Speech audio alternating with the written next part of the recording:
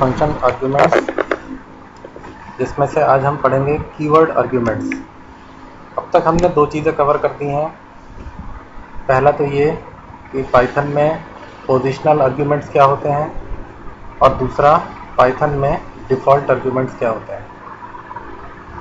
तो आज का टॉपिक है पाइथन के कीवर्ड आर्ग्यूमेंट्स जो फंक्शंस में यूज़ होते हैं। तो उसके लिए मैंने एक प्रोग्राम बनाया है जिसमें फंक्शन बनाया है। इससे पहले भी ये एग्जाम्पल यूज़ हुआ है जिसमें मैंने सिंपल इंटरेस्ट निकाला है। सिंपल इंटरेस्ट नाम का एक फंक्शन बनाया है जिसको मैं हाईलाइट कर रहा हूँ। PRN नाम का उसमें पहला पैरामीटर है, दूसरा है रेट और तीसरा है टाइम। तीनों पैरामीटर्स की वैल्यू यहाँ पर कॉल की गई है। इस फंक्शन को जब कॉल किया, तीनों पैरामीटर्स की वैल्यू पास की गई है।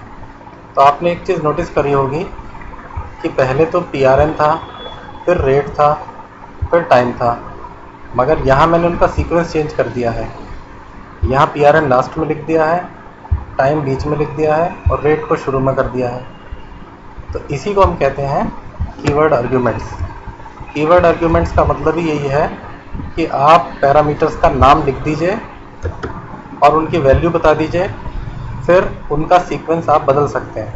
यानी अब ज़रूरी नहीं है कि PRN को पहले लिखा जाए, रेट को उसके बाद लिखा जाए और टाइम को लास्ट में लिखा जाए। अब ये कंपलसरी नहीं रह गया। क्यों? क्योंकि आप पैरामीटर के नाम के साथ उसकी वैल्यू दे रहे हैं, तो आप उनकी पोजीशन को कहीं भी रख सकते हैं। तो अब रेट पहले है, टाइम बाद में है और PRN सबसे लास्ट में है, इससे कोई फ़र्क नहीं पड़ेगा। अभी भी PRN की वैल्यू 2000 ही रहेगी, टाइम की वैल्यू 4 रहेगी और रेट की वैल्यू 11 रहेगी। तो ये आंसर निकल के इसमें आई में आ गया। एक और मैंने फंक्शन बनाया है सिलेंडर वॉल्यूम नाम से। इस फंक्शन में दो पैरामीटर हैं, रेडियस और हाइट। क्योंकि सिलेंडर की वॉल्यूम निकालने के लिए दो ही पैरामीटर की ज़रूरत होगी, रेडियस और हाइट। पाई की वैल्यू हमने मैथ नाम की लाइब्रेरी को इंपोर्ट किया है और math.py लिखने से हम उसके पाई की वैल्यू को रिक्वायर जो भी होगी हम उसको ले सकते हैं। तो math.py और मैथ का ही POW यूज़ करा है, जिससे पावर निकल जाएगी किसकी? रेडियस की पावर 2, यानी पाई रेडियस स्क्वायर हाइट पाई r स्क्वायर h। जो वॉल्यूम निकली है उसको हमने रिटर्न कर दिया है, रिटर्न वॉल से। तो इस फंक्शन को जब मैंने कॉल किया तो इसने अपना आंसर v को दिया। तो रेडियस हो गई 3 और हाइट हो गई 5। तो ये तो मैंने सिंपल तरीके से फंक्शन को कॉल किया है, यानी कि इसमें जो है पोजिशनल आर्ग्यूमेंट यूज़ करे हैं। पहली पोजीशन पहला पैरामीटर, दूसरी पोजीशन दूसरा पैरामीटर, यानी 3 जो है वो रेडियस की वैल्यू है और 5 जो है वो हाइट की वैल्यू है। तो ये पोजिशनल है। अगर मैं 5 को पहले और 3 को बाद में कर दूंगा तो वैल्यूज़ चेंज हो जाएंगी, यानी रेडियस 5 हो जाएगी और हाइट 3 हो जाएगी। तो ये तो सिंपल पोजिशनल है।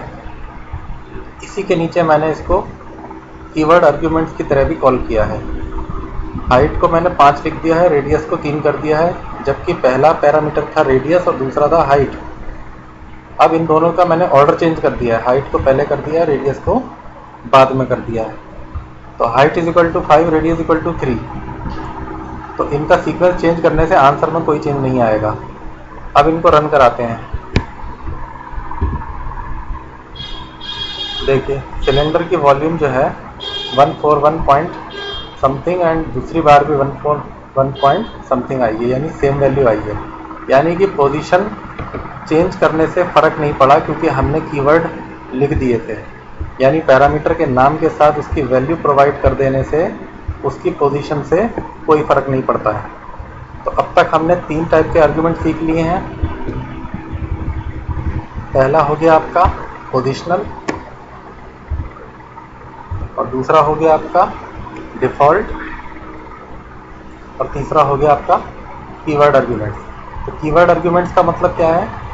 जिस नाम का पैरामीटर है उस नाम के पैरामीटर की वैल्यू उसके आगे लिखते जाइए इक्वल लगा के, तब आप उसका ऑर्डर भी चेंज कर सकते हैं और आपको ऑर्डर याद रखने की ज़रूरत नहीं पड़ेगी। इस फंक्शन में मुझे याद रखना पड़ता था PRN पहले है, रेट बाद में है, टाइम बाद में है, मगर इस तरीके से इसको कॉल करेंगे तो आप इनका ऑर्डर कुछ भी हो आपको उससे कोई फ़र्क नहीं पड़ेगा। बस एक बात का ध्यान रखना पड़ेगा कि पैरामीटर का नाम बिल्कुल एक्यूरेट होना चाहिए। अगर मैंने पैरामीटर के नाम में ज़रा बहुत भी मिस्टेक कर दी तो क्या होगा, तो वो पैरामीटर रॉन्ग हो जाएगा और वो आंसर नहीं दे पाएगा और एरर आ जाएगा। तो ये था आज का टॉपिक, कीवर्ड आर्ग्यूमेंट्स।